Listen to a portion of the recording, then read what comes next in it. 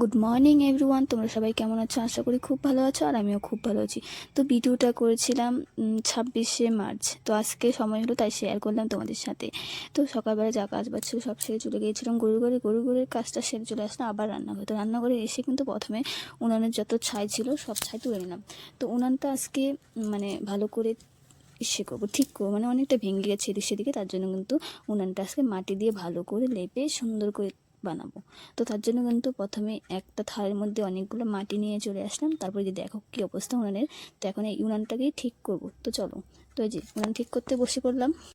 আর তোমরা যারা যে আমার ব্লগটা দেখছো তারা কিন্তু অবশ্যই আমাকে কমেন্টে জানাবে যে আমার ব্লগটা তোমাদের কেমন লাগছে। তাহলে কিন্তু আমি আরও নতুন নতুন ব্লগ বানাতে উৎসাহ। তো এর আগের ব্লগে একজন কমেন্ট করেছে যে এই ভিডিওটা না দেখলে হয়তো বুঝতেই পারতাম না মেয়েদের এত কাজ করতে হয় বাড়িতে। একদম ঠিক। অনেকেই হয়তো প্রকাশ করে না যে বাড়িতে কী কী কাজ করে, অনেকে হয়তো লজ্জা পায়। কিন্তু আমিও আগে এই লজ্জাটা পাইতাম যে আমি এত কাজ করি বাড়িতে, সবাই জানলে একটু কেমন লজ্জা লজ্জা লাগতো। তার জন্য কিন্তু আমি শেয়ার করতাম না। তো এখন ভাবলাম যেহেতু আমার ফেসবুকে সব কিছু ভিডিও না ছাড়লে হয়ই না, তার জন্য কিন্তু আমি ভাবলাম যেহেতু আমি কাজের জন্য সময় পাই না, তার জন্য আমি এই কাজগুলো নিয়েই ভিডিও বানিয়ে নেব। তার জন্য কিন্তু এই যে আমার শুরু হয়েছে কয়দিন থেকে কাজগুলো দিয়েই ভিডিও বানানো। আর তোমরা এত সুন্দর সুন্দর কমেন্ট করছো, আমার দেখে খুবই ভালো লাগছে। তবে হ্যাঁ, তোমাদের যেমন ভালো লাগছে, এমন কিছু কিছু লোক আছে যাদের আমার ভিডিও ভালো লাগছে না বা আমার ভিডিও করাটা তাদের পছন্দ না। তারা কিন্তু আমার ভিডিও নিয়ে অনেক কিছুই হাসি ঠাট্টামি করে। তাদের হাসি ঠাট্টামিগুলো বা তাদের তেড়া কথা বা অনেক রকম ইঙ্গিতের কথাগুলো কিন্তু আমার কোনোভাবেই কোনো গায়ে লাগছে না। কারণ হচ্ছে কি, ফেসবুকে যে কাজটা সবাই করতে পারে না, সেটা যে করতে পারে সে জানে কতটা কষ্টে। তার জন্য কিন্তু এগুলো কথা তারা গায়ে লাগায় না। তার জন্য কিন্তু আমিও লাগাচ্ছি না কারো কথা গায়ে। কিছু কিছু লোক তো আছে, আমি ফেসবুকে কোনো পোস্ট করলাম, আমাদের বাড়ির কাউকে না কাউকে বলবে যে এরকম এরকম পোস্ট করেছে, কি হয়েছে, কি এত কষ্ট কিসে তোর বউর, বা তোমাদের বাড়ির বউর এত কষ্ট কিসে। আরে পাগলের দল, যেহেতু দেখছো আমি অনবরত ফেসবুক পোস্ট করে যাচ্ছি, তার মানে এটা নয় যে আমি কাউকে ইঙ্গিত করে পোস্টটা করেছি। আমি পোস্টটা করেছি আমি একজন কন্টেন্ট ক্রিয়েটর। আর যেহেতু একজন কন্টেন্ট ক্রিয়েটর প্রতিনিয়ত পোস্ট করে, তাহলে সেদিকটা ভাবা দরকার যে যেহেতু ওই পোস্টগুলো করছে হয়তো বা তার জীবনের সাথে কোনো মিল নেই, হয়তো সে কন্টেন্টের জন্য পোস্ট করছে, এসব একটু ভাবা দরকার। তোমরা না ভাবি উল্টাপাল্টা ভেবে নাও। আর আমার কথাগুলো যদি তোমাদের খারাপ লাগে তাহলে সরি, আমি কিন্তু সবাইকেই কথাগুলো বলছি না। যাদেরকে বলছি তারা ঠিকই বুঝে নেবে যে আমি কাকে বলছি। তো বাই দ্য ওয়ে, তোমাদের সাথে কথা বলতে বলতে কিন্তু আমার উনান মুছা উনানটা লেপা শেষ। তারপর আর যেদিন করেছিলাম এই ব্লগটা সেদিন ছিল বৃহস্পতিবার। তার জন্য কিন্তু আমি যেই উনানটা লেপা শেষ হয়েছে তারপরে কিন্তু ঘরটা মোছা শুরু করে দিয়েছি। আর যেহেতু আমাদের দুটো রান্নাঘর, তার জন্য কিন্তু ওই রান্নাঘরটা মুছে আবার যে রান্নাঘরে গ্যাস থাকে সেই রান্নাঘরটাও মুছে দিচ্ছি ভালো করে। তারপর যখন এই রান্নাঘরটা মুছা শেষ হলো তারপরে কিন্তু আমি চলে গেলাম ডাইরেক্ট গরুর ঘরে। তো গরুর ঘরে গিয়েছি তার কারণ হচ্ছে কি, যখন আমাদের যেহেতু 5টা গরু, 4টা গরুকে আগে খাওয়ানো হয়েছে, তো আরেকটা গরুকে কোনো একটা কারণবশত খাওয়ানো হয়নি, তার জন্য তো ওই গরুটাকে এখন খাওয়া দিতে আসলাম। তো প্রথমে জলটা কিন্তু ভরে নিচ্ছি মোটর দিয়ে। তো মোটর দিয়ে জলটা দেওয়ার পরে কিন্তু একজনকে যেন একটা আসলে ভুলে গিয়েছি, তার সাথে গল্প করলাম। তারপরে কিন্তু গরুকে কিন্তু দানা দিয়ে দিলাম। তখন গরুটা খাবে, তো তার জন্য এতক্ষণ তো দাঁড়ানো যাবে না, আরও কাজ যেহেতু আছে, তার জন্য কিন্তু আমি যে গরুকে দিয়ে খাওয়া দিয়ে গরু কিন্তু সুন্দরভাবে খাচ্ছে। ওই যে দেখো ওই গরুগুলো পর খাচ্ছে আর এই গরুটা খাচ্ছে দানা। তো তারপরে কিন্তু আমি চলে গেলে আবার অনেকগুলো বাসন বেরিয়ে গেছে, তো সেই বাসনগুলো মাজতে। আর আমি অফ ক্যামেরাতেই কিন্তু বাসনগুলো মেজে নিয়েছি। তো এখন ধোয়ার বেলা, তো এখন ধুয়ে নিচ্ছি। আর এই বাসনগুলো ধুতে ধুতে তোমাদের সাথে একটু গল্প করে নেওয়া যাক। তো তোমরা কে কোথা থেকে আমার ব্লগটা দেখছো অবশ্যই কিন্তু কমেন্টে জানাবে। তো কি বলবো, আমি আর কিছুই খুঁজে পাচ্ছি না বলার জন্য। তো আমি অনেকদিন থেকেই একটা কথা শেয়ার করি, তাও কি আর বলবো, শুরু করবো সেটাও বুঝতে পারছি না। তো আমি অনেকদিন থেকে চেষ্টা করছিলাম ব্লগ বানাবো, কিন্তু ব্লগের মধ্যে আমি কি বলবো, কি করব না করব, কীভাবে কী শুরু করব, কে ক্যামেরা ধরে দেবে, কী করব, কী বলা যায় কী বলা যাবে না, ওইসব ভাবতে ভাবতে কিন্তু আমি এতদিন ব্লগ আপলোড করতে পারিনি। তো এখন ভাবলাম এভাবে তো বসে থাকলে আরও দেরি হবে, তার জন্য কিন্তু আমি যেটুকু পারছি সেটুকুই করছি, আর যেটুকু মনে আসছে সেটুকুই বলছি। তো এই যে দেখতেই পাচ্ছ বাসনগুলো ধুয়ে সিঁড়িতে মেরে দিয়ে আসলাম। তো এখন ধুবো এই দুধের বাসনগুলো। তো এই যে দুধের বাসনগুলো বলতে কি, একটা ক্যান আর দুটো বালতি, আর এগুলোই এখন ভালো করে মেজে নিচ্ছি। তো মেজে নিয়ে নেওয়া প্রায় শেষেই। তো এখন এই বাসনগুলো ধুয়ে নেব। তো আমার অ্যাকচুয়ালি আমার দুধে অ্যালার্জি, তারপরেও কিন্তু করতে হচ্ছে, সংসার করতে গেলে অনেক কিছু করতে হয়, সেজন্য কিন্তু আমার এই দুধের বাসনগুলোও ধুতে হচ্ছে। তো এখন ধোয়া শেষ। আর যেহেতু আমি সকালবেলা ঘুম থেকে উঠেই, যেহেতু আজকে অনেক দেরিতে উঠেছি, তার জন্য কিন্তু বিছানাটা উঠাইনি, ডাইরেক্ট ঘরটা ঝাঁট দিয়ে চলে গিয়েছিলাম গরুর ঘরে। ঘরটা ঝাঁট দিয়ে চলে গিয়েছিলাম গরুর ঘরে। তারপরে কিন্তু এই যে চলে আসলাম আবার ঘরে। তো ঘরে এসে কিন্তু বিছানাটা এখন গুছিয়ে নিচ্ছি। আমি জানি বিছানাটা আগে গুছিয়ে তারপরে ঘরটা ঝাড় দিতে হয়, কিন্তু কী করবো বলো, সময় ছিল না, তার জন্য কিন্তু চলে গিয়েছিলাম। তো তারপরে কিন্তু বিছানাটা উঠিয়ে চলে গিয়েছিলাম স্নান করতে। স্নান করে এসে রান্নাঘরে এসে রান্না বসিয়ে দিলাম। তো আজকে রান্না করব, কী রান্না করবো তাও জানি না, তবে দেখতে থাকো, অবশ্যই জানতে পারবে আর আমিও বুঝতে পারবো যে কী রান্না করবো।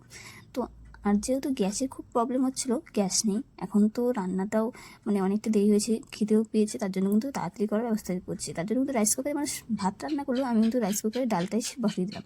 তো তার জন্য কিন্তু ডালের মধ্যে লবণ লঙ্কা দিয়ে একদম বসিয়ে দিলাম। তারপরে ডালটা দিয়ে হচ্ছে, আর ওদিকে কিন্তু যে ভাত বসিয়ে দিয়ে যে বেগুন ভাজা কেটে নিচ্ছি। সব করতে করতে এদিকে ভাত হয়ে গিয়েছিলো, তার জন্য কিন্তু এই যে ভাতটাও নামিয়ে নিলাম এখন।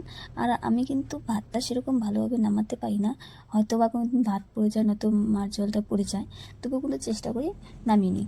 তো তারপরে ভাতটা নামিয়ে নিয়ে বেগুনগুলো এখন ভাজবো, তার জন্য কিন্তু বেগুন লবণ দিয়ে মাখিয়ে তেলে ছেড়ে দিচ্ছি। জানো তো এদিকে যে বেগুন ভাজি করছি, ভাত হয়ে গেছে, মানে আমার মনে একটুকু ছিল না যে আমি রাইস কুকারে ডাল বসিয়ে দিয়েছি।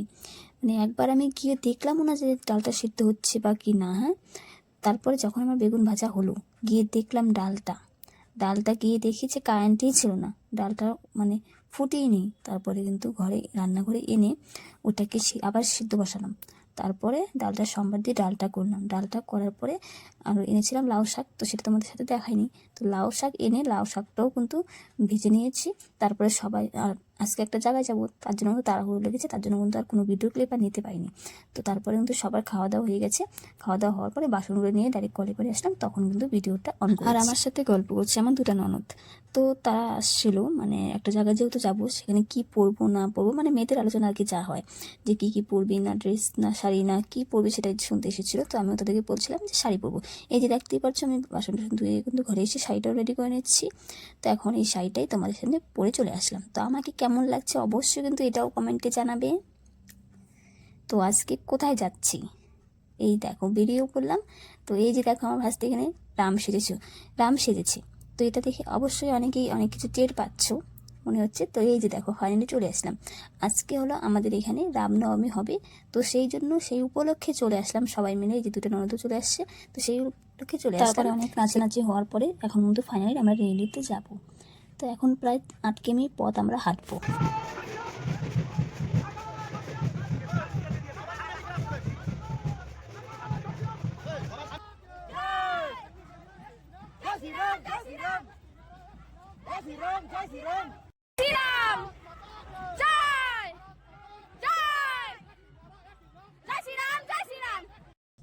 তো 5টার সময় বাড়িতে এসে দেখি গরুগুলো একদম হাঁ করে তাকিয়ে আছে, মানে 5টা বেজে গিয়েছিল, আমার বড় আসেনি আর আমরাও বাড়িতে কেউ ছিল না, যেহেতু আমার শ্বশুর শাশুড়ি বাড়িতে নেই, তার জন্য গরুগুলো একদম কেমন করছিল, তার জন্য কিন্তু আমার খুব মায়া লাগছিল। তো তার জন্য কিন্তু আমি শাড়িটা খুলে টাইম মানে ভাবলাম যে শাড়িটা যতক্ষণ খুলবো ততক্ষণে কিন্তু একটা গরুকে খাওয়ানো হয়ে যাবে।